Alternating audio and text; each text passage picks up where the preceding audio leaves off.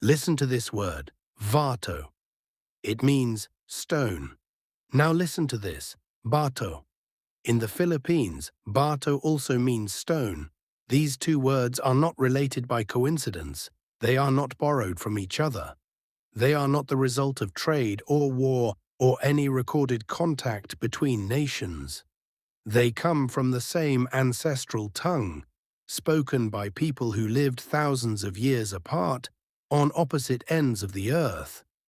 One group eventually settled on islands in the heart of Southeast Asia.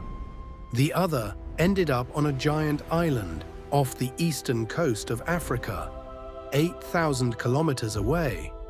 That island is Madagascar, and its people, the Malagasy, speak a language that is unmistakably, scientifically, and shockingly Philippine, not similar, not influenced, related. And the question that has haunted linguists, archaeologists, and geneticists for over 2 centuries: how? Stay with me, because the answer is stranger than the mystery. I'm going to show you 3 things that will permanently change how you understand Philippine history. 1. The linguistic evidence that connects Madagascar to the Philippines so precisely, it breaks every conventional theory about ancient sea travel. 2.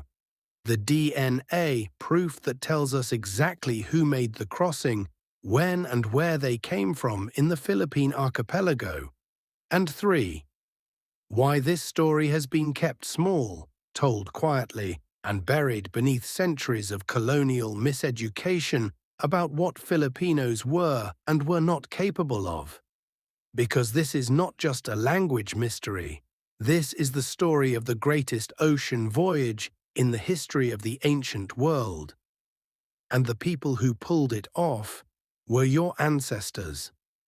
If this blew your mind, smash like and let's hit 500 likes. Drop your thoughts below and subscribe to Rahul History Vault for more hidden history. The language that should not exist. Madagascar sits in the Indian Ocean, just off the southeastern coast of Africa. It is the 4th largest island on Earth. Over 28 million people live there today. They are called the Malagasy. And here is the thing that nobody can fully explain. When European scholars first began seriously studying the Malagasy language in the 18th century, they found something that stopped them cold. The language did not behave like an African language. It did not share roots with Swahili, not Bantu, not Arabic, despite centuries of Arab trade in the region.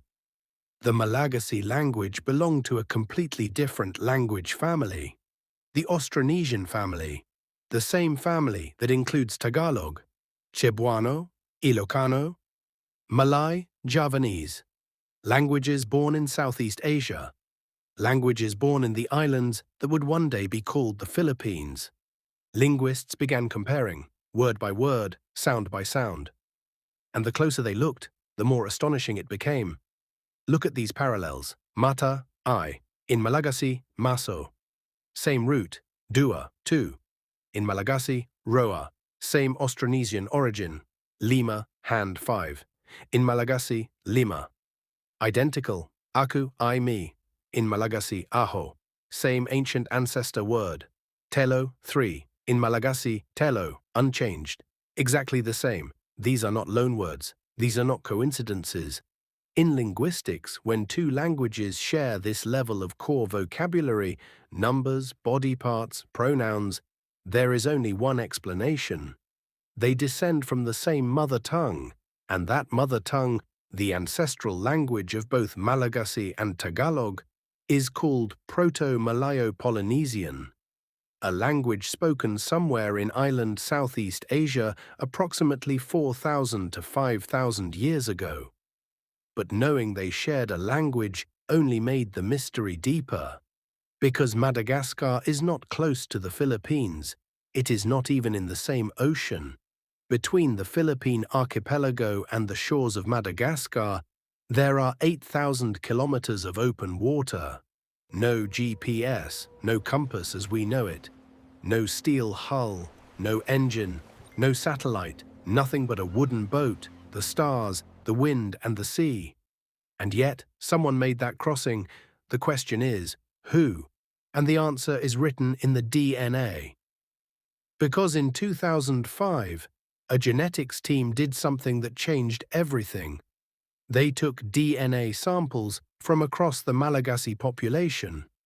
They ran the analysis, and when the results came back, there was a specific genetic signal that pointed not just to Southeast Asia, but to one precise region within it. A region that sits within what is now the Philippine archipelago. I'll show you exactly what they found, right after this. The DNA proof. For most of recorded history, the origin of the Malagasy people was debated by scholars who had no real tools to resolve it. Some said they came from the African mainland. Some said they came from India. Some said Arabia, from centuries of Indian Ocean trade. Then modern genetics arrived, and modern genetics does not guess.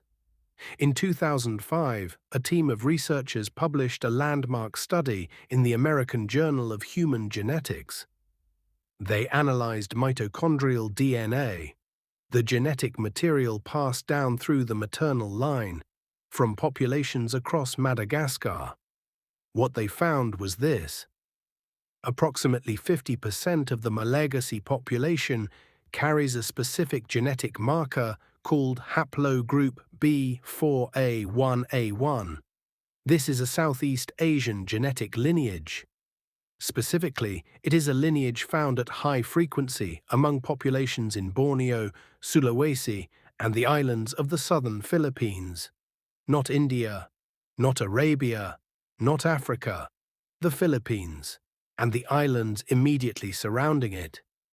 But the 2005 study was just the beginning. In 2012, a more detailed genetic analysis narrowed the origin even further. Researchers traced the founding Malagasy population back to a group of approximately 30 women. Not thousands of settlers, not waves of migration, 30 women, a single founding population, one voyage, one group, one moment in history when a small number of people climbed into outrigger canoes and sailed west across the Indian Ocean into the complete unknown. And the genetic trail pointed to a specific moment in time. Approximately 1,000 to 2,000 years ago, somewhere between the 1st and 8th centuries CE, this founding group departed from Southeast Asian shores, which means they sailed during the same era when Philippine maritime culture was at one of its most powerful and expansive periods. The age of the Austronesian expansion, when the ancestors of Filipinos, Polynesians, and Malay sailors were already the most advanced open-ocean navigators in the world. They had already reached Taiwan, crossed to the Pacific, settled Hawaii, Easter Island, New Zealand. Madagascar was not an accident. It was another destination on the greatest maritime expansion the ancient world had ever seen. And the people who launched it spoke languages in the same family as Tagalog. But here is the question nobody asks loudly enough. If the DNA evidence is this clear, if the linguistic evidence is this precise, then why does the world not know this story? Why is the Austronesian expansion, arguably the most extraordinary feat of human navigation in history, not taught in schools the way the Greek voyages are? The Viking routes, the age of exploration. Why is it that the descendants of the world's greatest ancient sailors were told for 300 years that they had no significant history? To answer that, we have to go somewhere uncomfortable. Because there is a version of this story that was deliberately kept small, not destroyed, not denied, just quietly filed away. Given academic language, that made it inaccessible to the people it actually belonged to. And I think you deserve to hear it the way it was really meant to sound. So let's go there. The suppressed scale. When Spain arrived in the Philippine archipelago in 1565, they wrote home about what they found. Not primitive fishing villages, not isolated tribes with no concept of the wider world. They found coastal trading kingdoms with established routes reaching China, Java, Borneo, Siam, India. They found a people who were, in the words of early Spanish chroniclers, deeply connected to the maritime world around them. What the Spanish did not find, because they did not look, was any record linking these islands to Madagascar, to the Indian Ocean world, to the extraordinary westward voyages that had planted Austronesian-speaking people on an island 8,000 kilometers away. That story had no colonial use. It could not justify conversion. It could not justify taxation. It could not justify the idea that the people of these islands were primitive, in need of European civilization to give them meaning. A people who had already sailed to Africa did not need Spain to introduce them to the world. So the story was not told.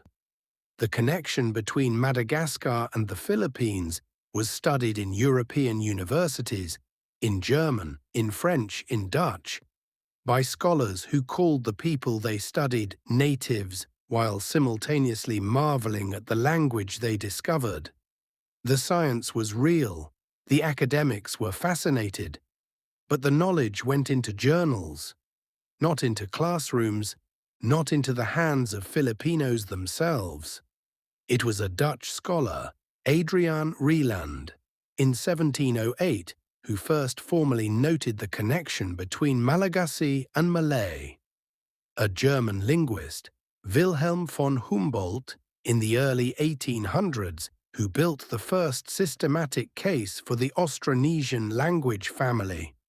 For over a century, Europeans studied the greatest maritime legacy of the Philippine world, and the descendants of the people who built that legacy were being taught in colonial schools that their history began with a Spanish friar and a wooden cross.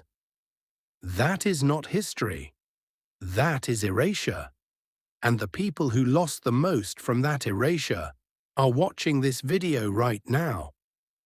But here is what colonial erasure could never actually erase: the language itself, because languages do not lie, DNA does not lie. And the ocean, the ancient highway that connected your ancestors to half the known world, the ocean is still there.